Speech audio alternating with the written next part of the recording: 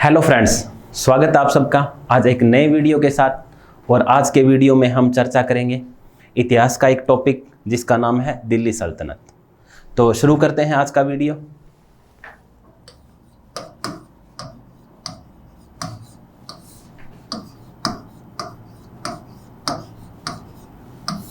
दिल्ली सल्तनत, तो इसमें हम जो दिल्ली सल्तनत का काल है 1200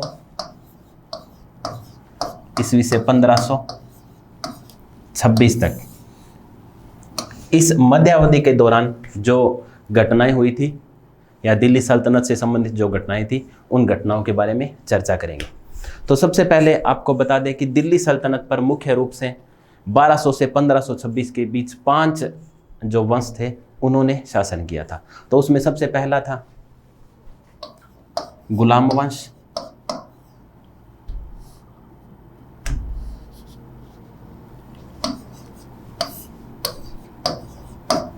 पहला था गुलाम वंश, दूसरा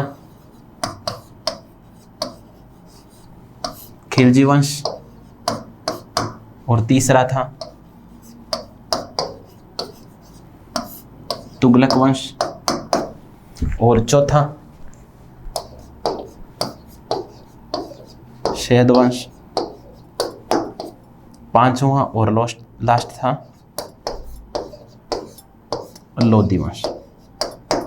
ये 5 मुख्य राजवंश थे जिन्होंने 1200 से 1526 की मध्यावधि के दौरान दिल्ली सल्तनत पर या दिल्ली पर शासन किया था। और दिल्ली का शासन मतलब एक तरह से उन्होंने हिंदुस्तान में शासन किया था। तो सबसे पहले बात करते हैं गुलाम वंश की।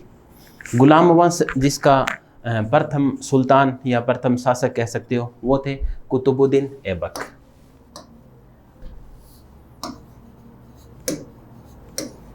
कुतुबुद्दीन ऐबक प्रथम सुल्तान या प्रथम शासक कुतुबुद्दीन ऐबक। इसमें क्या है, गुलाम वंश में 3 सुल्तान 3 शासक ऐसे हुए थे जिन्होंने अपना स्वयं का भी एक राजवंश चलाया था। तो थोड़ा उनके बारे में आपको बता देते हैं।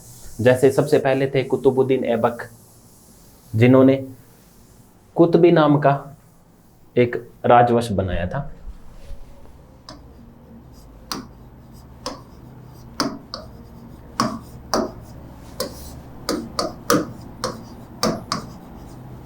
कुतुबुद्दीन ऐबक जिन्होंने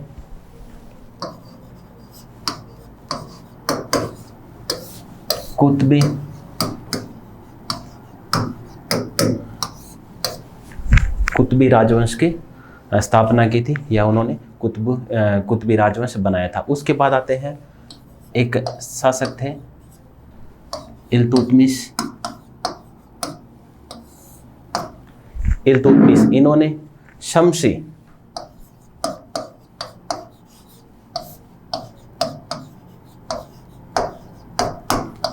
राजवंश की स्थापना की थी।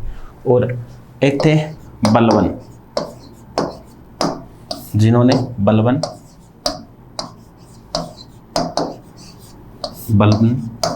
राजवंश की स्थापना की थी। ये 3 वंश थे, लेकिन ये तीनों के तीनों थे किस वंश के? गुलाम वंश के शासक थे या गुलाम वंश के सुल्तान थे। तो शुरू करते हैं। कुतुबुद्दीन ऐबक प्रथम जो सुल्तान बने थे दिल्ली के।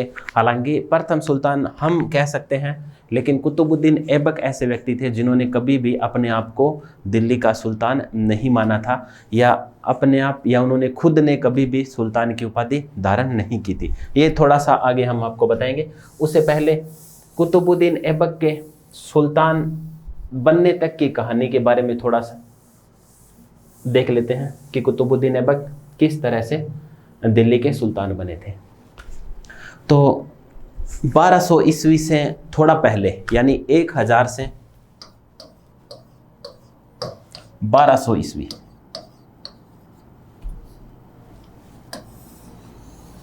इस मध्यावधि को संघर्ष युग नाम से जाना जाता है। संघर्ष युग या इस काल में संघर्ष का दौर था। किस तरह से? इसमें मुख्य रूप से 2 या 3 प्रश्न बनते हैं, जैसे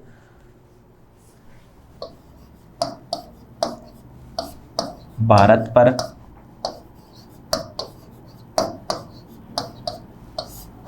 आक्रमण करने वाले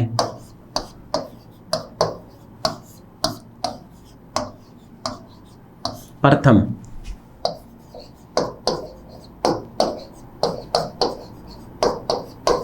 आक्रमणकारी कौन थे? अरब। भारत पर आक्रमण करने वाले प्रथम आक्रमणकारी कौन थे? अरब थे। नेक्स्ट, प्रथम मुस्लिम की बात करें।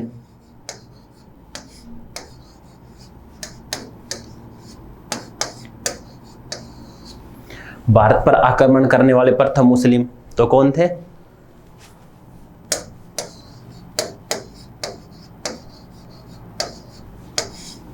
मोहम्मद बिन कासिम।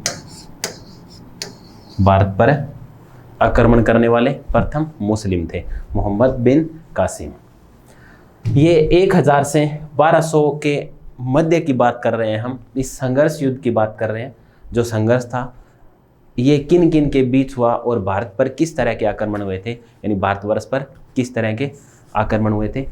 तो इसके अंदर मोहम्मद गजनबी, जिनका नाम आपने सुना होगा, मोहम्मद गजनबी ने भी आक्रमण किए थे। और आक्रमण मोहम्मद गजनबी 1 या 2 नहीं, पूरे 17 बार आक्रमण किए थे। 1000 से 1027 के बीच 17 बार आक्रमण किए थे।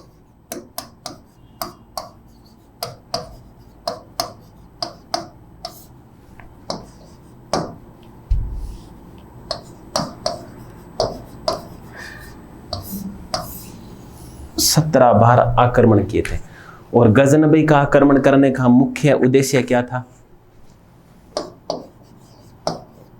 लूटना या लूटमार करना।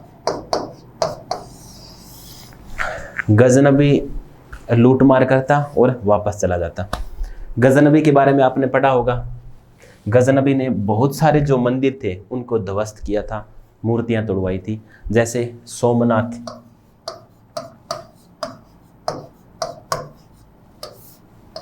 कनौज, इस तरह से काफी आक्रमण किए थे और सोमनाथ जो मंदिर को लूटा था। इसी के दौरान मोहम्मद गोरी, जो अपने साथ खूब सारे दास लेकर आया था, मोहम्मद गोरी,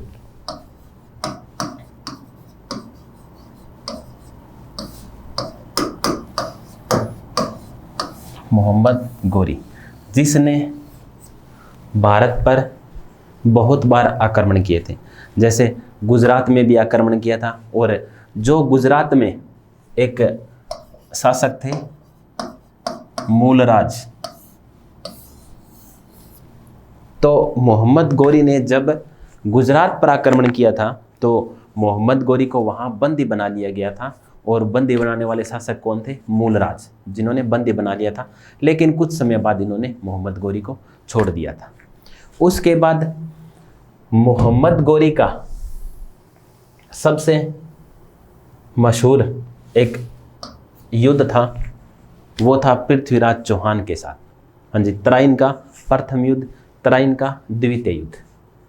और मोहम्मद गोरी और पृथ्वीराज चौहान के बीच संघर्ष का एक कारण था, वो था तबर हिंद बठिंडा।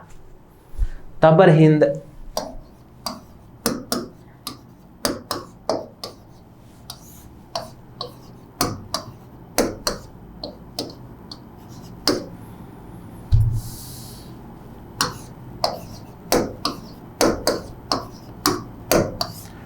तबर हिंद बठिंडा पर हक जमाने को लेकर दोनों के मध्य संघर्ष हुआ था और इस बात को लेकर दोनों में शत्रुता हुई थी।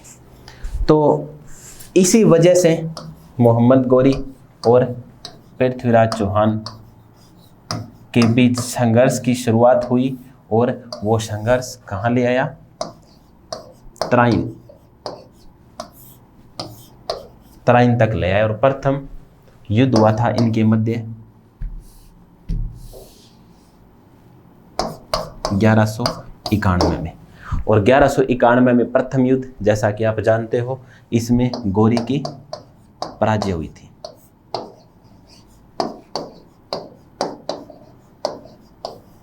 गौरी की पराजय हुई थी। उसके एक साल बाद तराइन सेकंड द्वितीय युद्ध हुआ था 1192 में, और उसमें क्या हुआ था, गौरी की विजय हुई। गौरी विजय हुआ था, गौरी की विजय हुई थी। तो इस तरह से पृथ्वीराज चौहान तराइन के द्वितीय युद्ध में हार गए थे। और पृथ्वीराज चौहान के हार जाने के बाद कुछ समय के लिए तो अजमेर का शासन पृथ्वीराज चौहान को दिया था, लेकिन थोड़े टाइम बाद षड्यंत्र द्वारा इन्हें मार दिया जाता है या हत्या कर दी जाती है या पृथ्वीराज चौहान की मृत्यु हो जाती है। उसके बाद अजमेर, दिल्ली, ये जो सारा क्षेत्र था उसका सारा संचालन कुतुबुद्दीन ऐबक को दे दिया जाता है, जो मोहम्मद गौरी का गुलाम था। कुतुबुद्दीन ऐबक को दे दिया जाता है।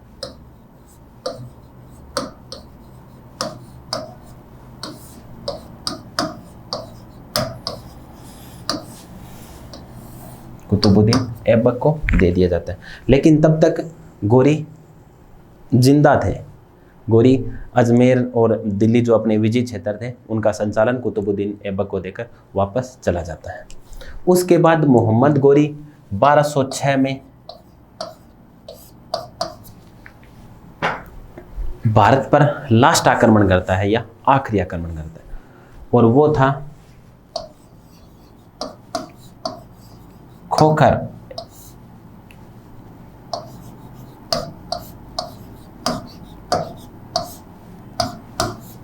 खोखरों का दमन।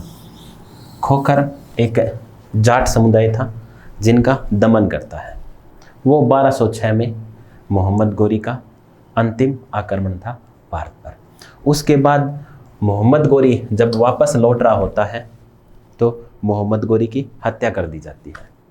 जब मोहम्मद गौरी की हत्या हो जाती है तो उसके बाद हिंदुस्तान यानी भारतवर्ष का जो विजय क्षेत्र था, पूरा जो गौरी ने विजय किया था, वो सारा का सारा कुतुबुद्दीन ऐबक को दे दिया जाता है।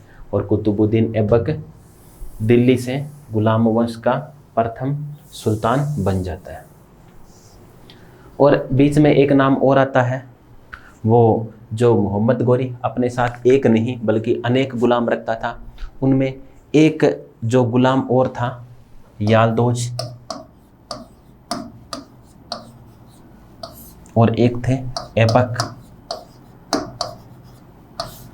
इन दोनों में यालदोज को तो गजनी का उत्तराधिकार मिलता है गौरी की मृत्यु के बाद, और ऐबक को भारत।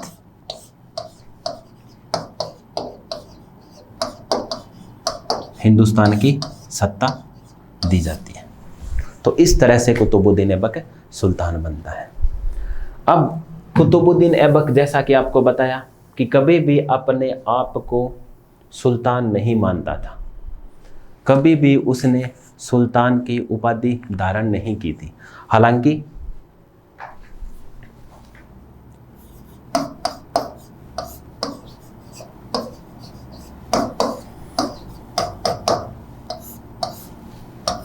दास मुक्ति पत्र, कुतुबुद्दीन ऐबक जो मोहम्मद गौरी का दास था, और मोहम्मद गौरी की मृत्यु के बाद 1208 ईस्वी में गयासुद्दीन महमूद एक व्यक्ति थे, गयासुद्दीन महमूद। ये कौन थे? गौरी का भतीजा। गौरी का भतीजा गयासुद्दीन महमूद, जिसने 1208 में दास मुक्ति पत्र दे दिया था कुतुबुद्दीन ऐबक को, और सुल्तान की उपाधि दे दी थी।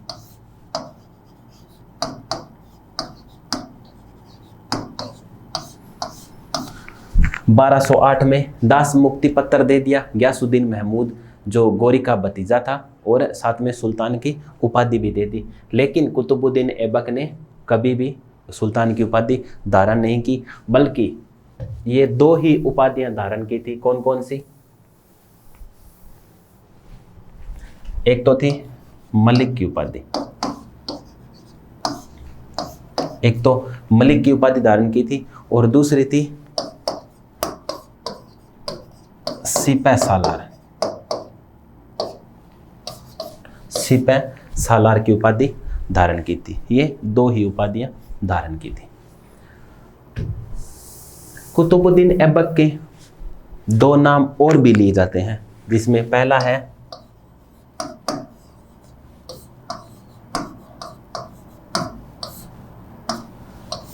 लाख बख्श। किसको कहते हैं?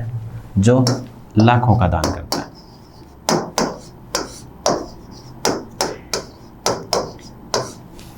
जो लाखों का दान करता है, यानी लाखों का दान करने वाला कौन था? कुतुबुद्दीन ऐबक, या लाख बख्शी के नाम से किसको जाना जाता है? तो कुतुबुद्दीन ऐबक को। और एक नाम और था इनका, पील बख्श। पील बख्श कहते हैं जो हाथियों का दान करता है। किसका दान? हाथियों का दान।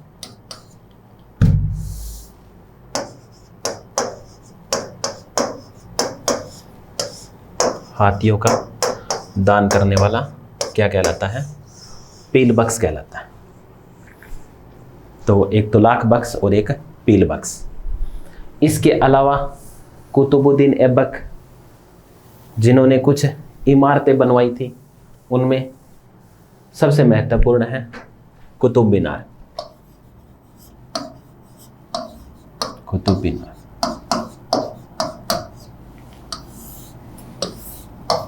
कुतुब मीनार का निर्माण करवाया था। और एक मस्जिद थी कुव्वत उल इस्लाम। ये भारत की प्रथम मस्जिद थी। कुव्वत उल इस्लाम भारत की प्रथम मस्जिद।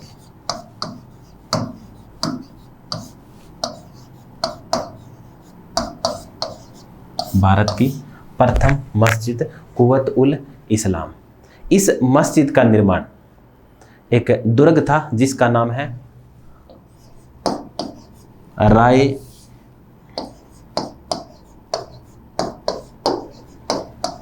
पिथौरागढ़। राय पिथौरागढ़ नाम का एक दुर्ग था, उसके स्थान पर कुव्वत उल इस्लाम एक भारत की प्रथम मस्जिद बनवाई थी। इसके अलावा अजमेर में स्थित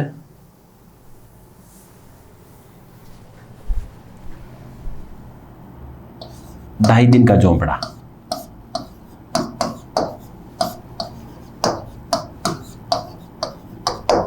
ढाई दिन का झोंपड़ा बनवाया था। ढाई दिन का झोंपड़ा पहले क्या था?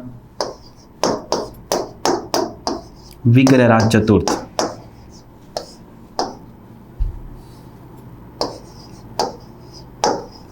जिनका संबंध हरिकेली नाटक से भी था। विग्रहराज चतुर्थ ने संस्कृत महाविद्यालय बनवाया था।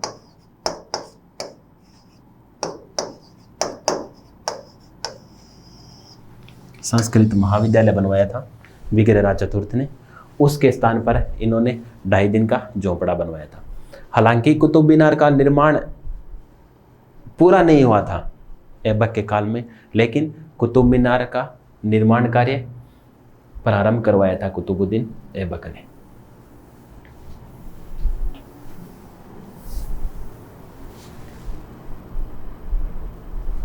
कुतुबुद्दीन ऐबक जब सुल्तान थे तो इनकी राजधानी लाहौर थी। कुतुबुद्दीन ऐबक की राजधानी लाहौर थी। अब कुतुबुद्दीन ऐबक शौकीन थे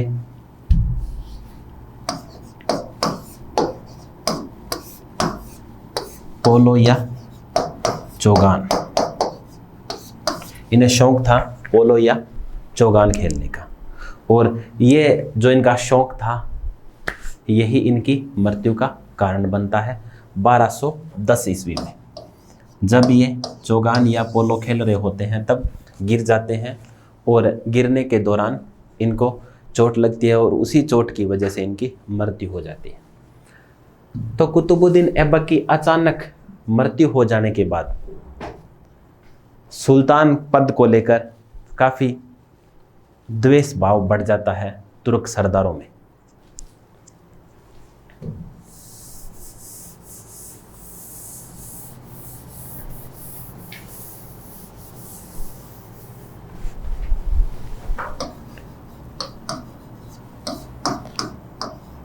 जैसे इनकी 1210 में मृत्यु हो जाती है तो दिल्ली के जो तुर्क सरदार थे उनमें और जो लाहौर के तुर्क सरदार थे उनमें इस बात को लेकर काफ़ी द्वेष पैदा होता है कि सुल्तान किसको बनाया जाए, और उन्होंने अपने ही बलबूते पर अपनी अपनी तरफ से सुल्तान बनाने की घोषणा कर दी। उन्होंने एक व्यक्ति था आराम शाह को नियुक्त कर दिया कि आराम शाह अब सुल्तान बनेंगे। इस बात से जो दूसरे पक्ष के तुर्क सरदार थे वो खुश नहीं थे, और उन्होंने एक व्यक्ति था इल्तुतमिश,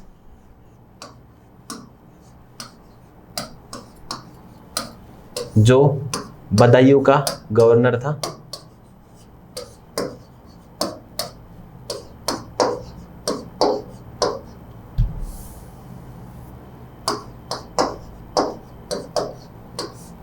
उसको सूचना कर दी भी आ जाओ और सुल्तान का पद संभालो। इधर आराम शाह है जो दिल्ली की राजगद्दी पर बैठना चाहता था, और इधर इल्तुतमिश वो भी दिल्ली आ जाता है। तो दोनों के मध्य युद्ध होता है, और उस युद्ध में जो इल्तुतमिश है वो आराम शाह को हरा देता है या मार देता है उसमें, और मारने के बाद इल्तुतमिश है वो दिल्ली सल्तनत का सुल्तान बन जाता है या भारतवर्ष का सुल्तान बन जाता है, दिल्ली शासन पर बैठ जाता है। इल्तुतमिश वही व्यक्ति था जो था तो ये भी दास मोहम्मद गोरी का, जो खोखरो का विद्रोह का दमन किया था 1206 ईस्वी में। खोखरो का दमन किया था गोरी ने, तब मोहम्मद गोरी के साथ थे इल्तुतमिश। ठीक है, तो ये थी कुछ महत्वपूर्ण बातें कुतुबुद्दीन ऐबक के बारे में। अब इल्तुतमिश के सुल्तान बनने के बाद की जो घटनाएं हैं उनके बारे में नेक्स्ट वीडियो में चर्चा करेंगे, और जल्द ही पटवारी और कांस्टेबल के पेपर के लिए हम लाइव क्विज शुरू करने वाले हैं जो 1 या 2 दिन में शुरू हो जाएगी। धन्यवाद।